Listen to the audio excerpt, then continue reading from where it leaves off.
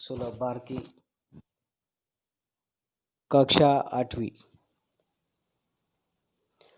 पद्य पाठ दूसरी इकाई पद्य पाठ क्रमांक 1 धरती का आंगन में के। कवि का नाम है डॉक्टर प्रकाश दीक्षित। कवि परिचय। जन्म 1929 उत्तर प्रदेश इटावा। मृत्यु 2012। परिचय। आजीवन अध्यापक रहे। डॉक्टर दीक्षित अर्चना, मणिप्रभा, ज्ञानार्जन आदि पत्रिकाओं के संपादक रहे। अमर उजाला समाचार पत्र में पत्रकारिता भी की। आपकी रचनाएं विविध पत्रिकाओं की शोभा बढ़ाती रही। प्रमुख कृतियाँ: अर्चनांजलि, मंगल पथ, दोहावली, राष्ट्रीय स्वर, यह उनका कविता संग्रह।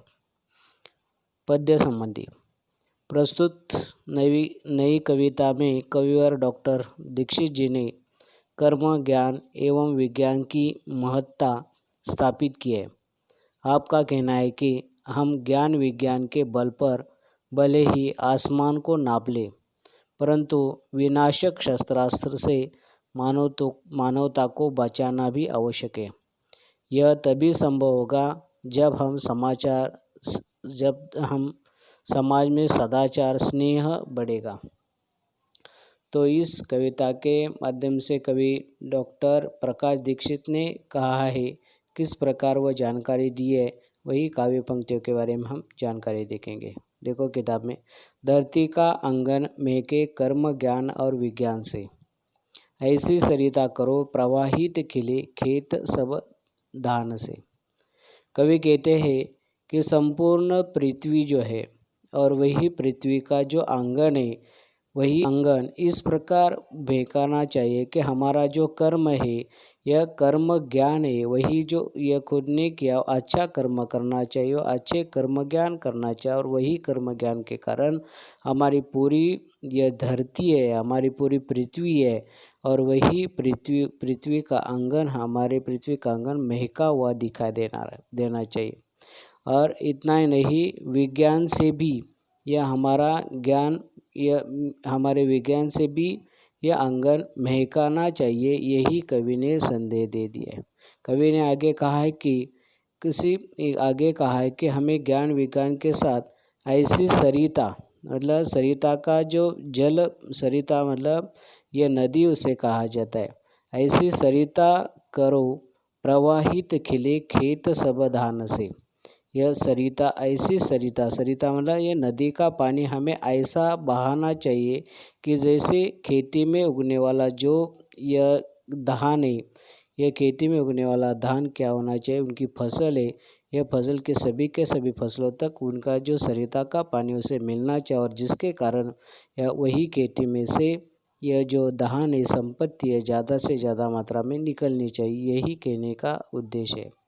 कवि ने आगे कहा है कि अभिलाषा नित मुस्काई, आशाओं की छाव में पैरों की गति बंधी हुई विश्वासों की राह में। कवि ने यह विश्वासों के साथ मनुष्य की आशा, मनुष्य के जीवन में आशा रखनी चाहिए, यही संदेश दे दिया है।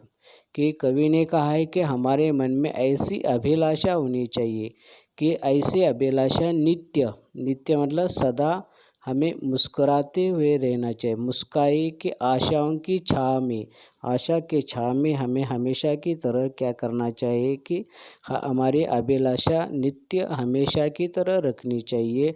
आशाओं की छाव मतलब यह छाया में हमें यह अभिलाषा हमेशा की तरह रखनी चाहिए। और यही कार्य करते समय कवि ने कहा है कि हमारे मन की जो गति है, हमारे मन में विश्वास ऐसा होना चाहिए कि विश्वासों के राह में ऐसा अटूट होना चाहिए कि विश्वासों के राह में हमारे पैरों की गति यह बंदी रहनी चाहिए। तब तक यह हमारे मन की जो अभिलाषा है, यह मन की अभिलाषा हमें दिखाई देगी। यही काव्य पंक्तियों में कवि ने कहा है। कवि ने आगे कहा है कि शिल्पकला कुमुदों की माला, वृक्ष स्थल का हार हो, फूल फलों से हरी भरी धरती का श्रृंगार हो। कवि ने धरती का उदाहरण दे दिया है। जिस प्रकार ये धरती पर ये फूल फल और हरे भरे ये जो हरे भरे दृश्य दिखाई देता है और हरे भरे दृश्य दिखाई देने के कारण यह पूरी धरती का वह श्रृंगार रहता है। जिस प्रकार वह नई नवयुवती श्रृंगार पहनती है, उसी प्रकार यह धरती पर यह फल और फूल आने के कारण यह पूरा दृश्य हरा भरा दिखाई देता है। उसी प्रकार ये कवि ने कहा है कि हमारा हस्त कौशल्य जो है, शिल्प कला जो है, यह शिल्प कला और कुमुदों की माला, कुमुद मतलब कमल की जो माला है, हमारे वृक्ष स्थल हमारे छाती का जो हार है, उसी प्रकार यह श्रृंगार की तरह यह तैयार करना चाहिए। यही कवि ने इस पंक्तियों का वर्णन किया है। कवि ने आगे कहा है, क्या कहा है कि चंद्रलोक या मंगल ग्रह पर चढ़े किसी भी यान से, किंतु न संबंध विनाशक अस्त्रों के इंसान से। कवि ने कहा है, क्या कहा है कि उसी समय हे मानव, तुम अपनी जिंदगी में इतनी उन्नति करो, इतनी उन्नति करते समय अगर आप चंद्रलोक मतलब चंद्र ग्रह पर या मंगल ग्रह पर जाते समय कौन से भी यान से जाओ और कौन से भी यान से ये पहुंच जाओ, उसी वक्त पर यह पहुंचने के बाद इतनी तुम्हारी प्रगति करने के बाद भी यह विनाशक अस्त्रों के कारण, यह विनाशक अस्त्रों का यह विनाश किंतु संबंध विनाशक अस्त्रों का इंसान से, मतलब यह ऐसे अस्त्र तैयार कीजिए कि जिसके कारण यह विनाश न हो जाए। ऐसा कार्य करने के लिए कवि ने मानव को संदेश दे दिया है। सास सास जीवन पट बनकर प्राणों की तन ढकती, सास सास जीवन पट बनकर प्राणों का तन ढकती, सदाचार की शुभ्र शलाका मन सुंदर आंगती। यह कवि ने आगे कहा है कि उसी समय पर यह साथ साथ जीवन पट है, हर एक बनकर प्राणों का तन है, प्राणों का जो धरती पर होने वाले हर एक प्राण है, उसी वक्त पर यह जीवन जीते समय उसी वक्त पर यह प्राण यह अपना है, यह अपना जो तन है, प्राणों का तन ढका हुआ दिखाई देता है। उसी प्रकार यह सदाचार की शुभ्र शलाका है, सदाचार की शुभ्र शलाका मन सुंदर आंकती है। सदाचार के अनुसार हमारा आचार जो है, यह हमारा सदाचार या विचार जो है शुभ्र होना चाहिए, सफ़ेद होना चाहिए, और जिसके कारण यह शलाका हमारे मन में सुंदरता की जो है, मन में सुंदरता हमें दिखाई देगी। ऐसे कवि ने यह वर्णन किया है। कवि ने आगे कहा है कि प्रतिभा का पैमाना मेधा की ऊंचाई नापता, मानवता का मीटर बन मन की गहराई नापता। कवि ने मानवता का वर्णन किया है, मानवीय जीवन का वर्णन किया, और मानवीय जीवन के वर्णन करते समय कवि ने यह भी कहा है कि मानवीय जीवन जो है यह जीते समय उसी वक्त पर मानव का जो मीटर बनना, मानवता यह क्या है, यह मानवीय जीवन का एक मीटर है, और ये मीटर जो है, और यह मीटर क्या करेगा, वही मीटर के द्वारा मन की गहराई नापनी चाहिए। यह गहराई वही यह जो नापनी चाहिए, वही यही संदेश दे दिया। उसी प्रकार यह प्रतिभा का पैमाना, मेधा, पैमाना मतलब मापतोल, यह मेधा मतलब बुद्धि, प्रतिभा मतलब चमक, यह चमक दमक जो है हमारी जो बुद्धि है, और बुद्धि वो क्या करती है, उसी वक्त पर हमारी बुद्धि की चमक दमक है, उसी वक्त पर यह पैमाना नापतोल करता है। यही कवि ने संदेश दे दिया।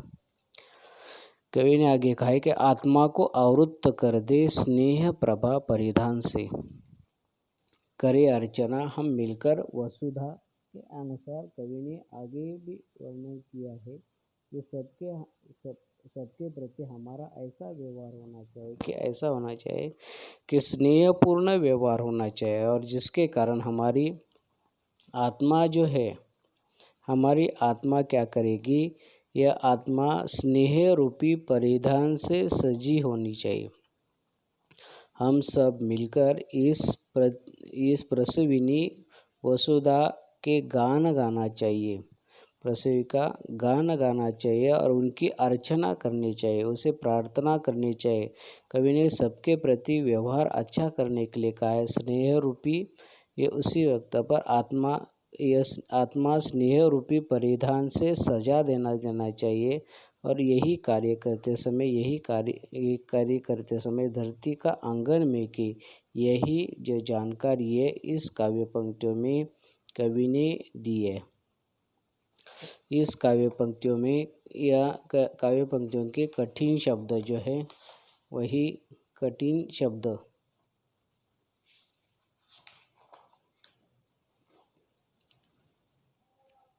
शलाका मतलब सलाई, अंकना मतलब अंदाज लगाना, पैमाना मतलब नाप तोल, मेधा मतलब बुद्धि, आवृत्त मतलब ढका हुआ, वसुधा मतलब धरती या अवनी की धारा।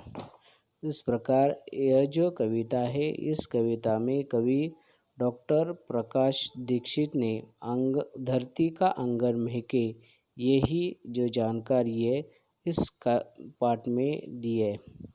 तो इसमें कुछ जो कविता में जो अलग अलग प्रकार के प्रश्न जो भी आ जाते हैं, जैसे कि यह कविता कवि की अपेक्षाएं क्या है, क्या क्या है। तो कवि की अपेक्षा है कि पूरी धरती का आंगन, यह आंगन ज्ञान विज्ञान की सुगंध के साथ वो महकाना चाहिए, यही अपेक्षा है। दूसरी कौन सी अपेक्षा है, सभी खेतों के नदी का जो जल पहुँचे ताकि वह धान का भरपूर फसल हो, यही यह क्या है अपेक्षा है। तीसरी कौन सी है, शिल्पकला खूब विकसित होनी चाहिए, शिल्पकला ऐसी विकसित होनी चाहिए, ऐसी विकसित होने उनका यह विकसित होनी चाहिए। और चौथी जो है यह पृथ्वी फूल और फलों से हरी भरी हो। आगे यह दूसरा जो प्रश्न है कि कवि ने आगे कहा है कि धरती का आंगन इनमें से महके, कौन कौन से महकना चाहिए, कर्म ज्ञान से और विज्ञान से क्या होना चाहिए, धरती का आंगन महकना चाहिए। धरती का श्रृंगार इनसे होगा, किनसे धरती का श्रृंगार होगा, फूलों से और फलों से, फूल और फलों से यह धरती क्या है, यह श्रृंगार बन जाती है। ऐसी सरिता करो कि प्रवाहित खिले खेत सब धान से, जो है यह प्रवाहित खेत यह धान से, अभिलाषा नित्य मुस्काए आशाओं के छाव में, पैरों की गति बंधी हुई तो विश्वासों की राह में, विश्वासों की राह में हमें क्या करनी चाहिए, पैरों की गति बंधी रहना चाहिए। और फल फूलों से हरी भरी धरती का हमें श्रृंगार यह सजाना चाहिए। कवि ने आगे भी यह प्रश्न, आगे कौन सा प्रश्न है कि आगे कृति प्रश्न है, मेधा की ऊंचाई, आगे कृति प्रश्न है कि मेधा की ऊंचाई नापेगा, मेधा की ऊंचाई यह जो है यह मेधा की ऊंचाई नापने वाला कौन है, प्रतिभा का पैमाना। या जयगान से वसुधा की अर्चना, यह मेधा की यह जानकारी है। मानव अंतरिक्ष यान से यहाँ पहुँचा है, कहाँ पहुँचा है, चंद्रलोक और मंगल ग्रह में। किंतु विनाश हो संबंध विनाशक, कैसे विनाशक अस्त्रों का इंसान से, करे अर्चना हम मिलकर डैश वसुधा के जयगान में। तो इस प्रकार आज हमने कृति प्रश्न भी देखे और इस प्रकार ये जो कविता है और वही कविता में कवि डॉक्टर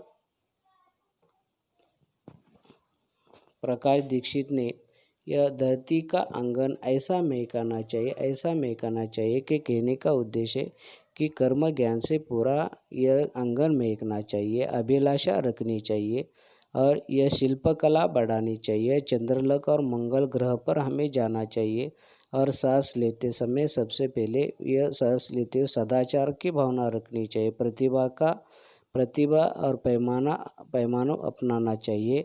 आत्मा के अवृत्त आत्मा को स्नेह रूप धारण करना चाहिए। पूरी जानकारी उसी समय पर यह धरती का आंगन इस कविता में कवि ने दी है और इस प्रकार यह कविता यहाँ पे ख़त्म हुई है। धन्यवाद।